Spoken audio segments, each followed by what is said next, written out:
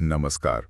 कभी आपने ध्यान दिया है कि कुछ लोग अक्सर मुश्किलों की ही बात करते हैं हाँ बिल्कुल। और फिर ऐसा लगता है जैसे मुश्किलें उनके पीछे ही पड़ जाती हैं। तो क्या ये सिर्फ एक इत्तेफाक है या फिर उनकी सोच ही मतलब उनकी हकीकत बन रही है? हाँ, ये सवाल बिल्कुल सही जगह ले जाता है।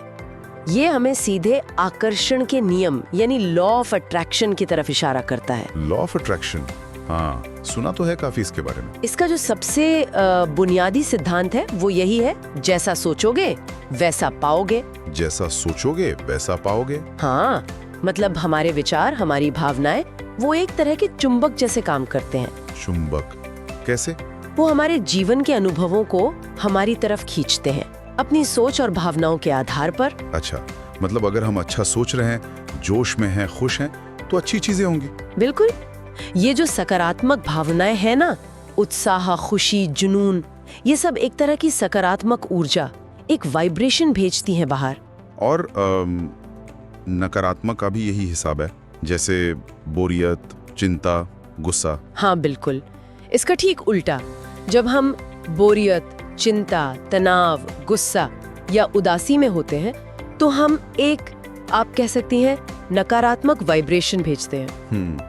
और मजे की बात यह है, स्रोत यही बताते हैं कि ब्रह्मांड या ये पूरी व्यवस्था कह लीजिए, वो हमारी भेजी गई ऊर्जा पर ही प्रतिक्रिया करती है, उसे बस सिग्नल मिलता है। अच्छा, तो मतलब ये सिस्टम ये नहीं देखता कि हमारे लिए क्या अच्छा है क्या बुरा। नहीं नहीं, वो बस हमारी भेजी हुई फ्रीक्वेंसी, हमारी भावना का जवाब देता है, चाहे वो पॉजिटिव हो या नेगेटिव। बिल्कुल यही। ये थोड़ा अजीब लग सकता है, जैसा आपने कहा कि कोई जानबूझकर बुरा क्यों चाहेगा। हाँ वही तो, कोई क्यों चाहेगा कि उसके साथ बुरा हो। सही बात है, कोई नहीं चाहता। लेकिन ये जो आकर्षण का नियम है ना, ये हमारी इच्छाओं पर नहीं, हमारे ध्यान पर काम करता है, फोकस पर। ध्यान पर मतलब? स्रोत यही कहते हैं कि हमारी ऊर्जा वही बहती है जहां हमारा ध्यान टिका होता है। ओके। जैसे मान लीजिए कोई लगातार सोचता है, मैं बीमार नहीं पड़ना चाहता। अब उसका ध्यान कहाँ है? बीमारी पर। भले ही वो उसे नहीं चाहता, पर सोच तो उसी के बारे में रहा है। बिल्कुल। तो अनजाने में ही सही, वो उसी चीज पर फोकस कर रहा है जिसे वो हटाना चाहता है। तो क्या वो अनजाने में बीमारी वाली ऊर्जा को ही आकर्षित कर रहा है? हाँ, संभावना तो यही बनती है। इस नियम के हिसाब से स्रोत इसी बात पर जोर देते हैं, जहाँ ध्यान वहीं ऊर्जा। और ये कोई एकदम से नहीं होता। हाँ, धीरे धीरे होता होगा। हाँ, ये धीरे धीरे काम करता है। हमारे लगातार के विचार, हमारी सोच धीरे धीरे हमारी हकीकत का हिस्सा बनने लगते हैं। ये कोई जादू की छड़ी नहीं है, है ना? ये एक प्रक्रिया है। समझ रहा हूँ। सुनने में तो ये काफी सीधा लगता है, लेकिन असल जिंदगी में इसे करना, अपनी सोच को कंट्रोल करना, खासकर जब हालात ठीक ना हो, वो तो मुश्किल होता होगा। हाँ, मुश्किल तो होता है। स्रोत भी यही मानते हैं कि ये आसान नहीं है। ये एक क्रमिक प्रक्रिया है, धीरे धीरे होने वाला बदलाव है, रातों रात नहीं होता। सही है। लेकिन जोर इस बात पर है कि हम अपनी भाषा को, अपनी सोच को सचेत रूप से बदल सकते हैं, कोशिश कर सकते हैं। जैसे? कोई उदाहरण है? बिल्कुल। जैसे मुझे लड़ाई नहीं चाहिए कहने की बजाय अगर हम कहें मुझे शांति चाहिए, तो क्या होता है? फोकस बदल गया, ध्यान लड़ाई से हटकर शांति पर चला गया, तो ऊर्जा शांति की तरफ जाएगी। एग्जैक्टली। ध्यान और ऊर्जा दोनों शांति की ओर। स्रोत में और भी उदाहरण थे, शायद याद दिलाना ठीक रहेगा यहाँ। हाँ हाँ बिल्कुल। जैसे वो था, मैं हारना नहीं चाहता की जगह मैं जीतना चाहता हूँ। सही। मैं मोटा नहीं होना चाहता की जगह मैं फिट और स्वस्थ रहना चाहता हूँ। और वो नौकरी वाला, मुझे मुश्किलों भरी नौकरी नहीं चाहिए की जगह मैं एक अच्छी और संतोषजनक नौकरी चाहता हूँ। बिल्कुल।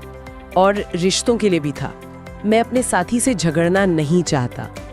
इसकी बजाय क्या? इसकी बजाय मैं अपने साथी के साथ एक प्यार भरा अच्छा रिश्ता चाहता हूँ। हाँ, ये सारे उदाहरण साफ दिखाते हैं कि शब्दों और विचारों में कितनी ताकत है। हाँ, ऊर्जा इन्हीं के जरिए बहती है, ऐसा स्रोत मानते हैं। अगर हम लगातार उन चीजों के बारे में सोचते या बात करते हैं जो हमें नहीं चाहिए, तो हम अनजाने में उन्हीं को अपनी तरफ खींचते रहते हैं। बिल्कुल। तो समाधान क्या है?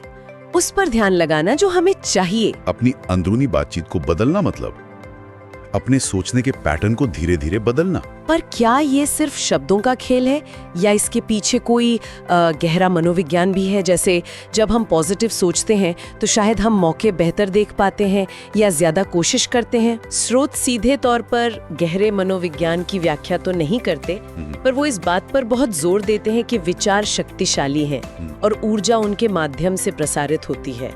तो हाँ, आप कह सकते हैं कि जब हम सकारात्मक चीजों पर ध्यान देते हैं तो शायद हम उन संभावनाओं के प्रति ज्यादा खुल जाते हैं। हाँ, शायद उनको सच करने के लिए हम खुद भी ज्यादा कोशिश करते हैं। हो सकता है ये सोच को एक दिशा देना है असल में। और स्रोत कुछ खास नकारात्मक शब्दों से बचने की सलाह भी देते हैं ना, जैसे टेंशन, नफरत, असफलता, बीमारी, दर्द। हाँ, झगड़े, चिंता, डर, ये सब पूरी तरह से इन्हें हटाना तो शायद मुमकिन ना हो हमारी भाषा से। हाँ, वो तो मुश्किल है, लेकिन इनके बारे में सोचना या बात करना, उसे कम किया जा सकता है। ध्यान कम करना संभव है। अच्छा, तो मतलब कोशिश ये करनी है कि इन शब्दों का इस्तेमाल कम से कम हो। हम अपनी ऊर्जा को सही दिशा में लगा सकते हैं और इसका नतीजा धीरे धीरे जीवन में बदलाव आ सकता है, ज्यादा खुशी, ज्यादा शांति, ज्यादा सफलता की ओर। तो कुल मिलाकर आज की चर्चा का सार यही है कि हमारे विचार और भावनाएं वो हमारी ऊर्जा को दिशा देते हैं और हमारा ध्यान जिस चीज पर टिकता है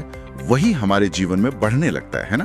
बिल्कुल, सोच बदलने से जीवन बदल सकता है, धीरे धीरे ही सही। चलिए इसी सोच के साथ आज की बातचीत को यहीं रोकते हैं, लेकिन जाते जाते सुनने वालों के लिए एक सवाल छोड़ जाते हैं। अगर ये सच है कि हमारे विचार धीरे धीरे हमारी हकीकत को शक्ल देते हैं, तो आज आप अपनी सोच में ऐसा कौन सा एक छोटा सा बदलाव ला सकते हैं जो आपके आने वाले कल के अनुभवों को बदलना शुरू कर दे?